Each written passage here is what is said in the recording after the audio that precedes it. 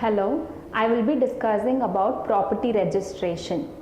Property registration is whenever there is a transaction happening in a particular property with regard to a particular property, then that transaction must be recorded in a public document. So we go to the sub-registrar's office or the registrar of assurances and register the particular transaction happening in the property, and so that it will become a public record and there are no transactions happening by a person who does not have any authority over the property.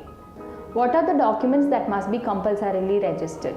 Documents that transact value of property which exceeds more than 100 rupees must be compulsorily registered. It can be a sale, a settlement, a gift, or whatever that transaction happening in a particular property has to be compulsorily registered. It can also be a power of attorney pertaining to a particular property, or it can be a lease deed which exceeds the term of the lease exceeds a year or more, then that lease must also be registered. Or in the recent days, will is also registered to make sure that the transaction is secured.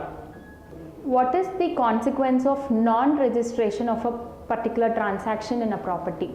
So in case of a transaction in a property is not registered, then the deed that transferred the right or a title over the property will not be admitted as an evidence in the court of law. This is the reason why most transactions are compulsorily registered.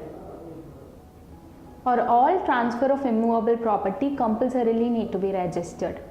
Not all transfers compulsorily need to be registered. Like I said earlier, will is a document that can be registered or may not be registered at the will of the testator. But if at all there is any transaction that is happening, when it is a complete transaction, then that transaction has to be registered as per section 17 of the Registration Act.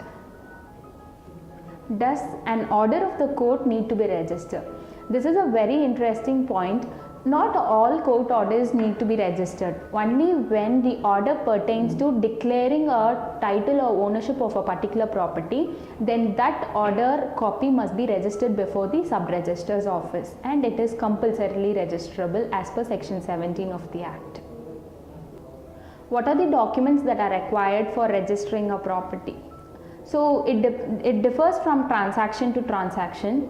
When there is a sale happening, then the parent deeds pertaining to the property, like the seller's sale deed, the patta certificate in his name or the khatta certificate in his name, the property tax paid receipts, and the encumbrance certificate or the title search report of the property, and any other document that the registrar feels is necessary must be produced for registering your property. And the transaction, the original transactional deed, like if in case of a sale deed, the sale deed must be registered, which will contain the details of the seller, the buyer, and all those. So it must comply with all laws and procedures. If you require any legal assistance with regard to your property registration, you can contact us at www.vakilsearch.com.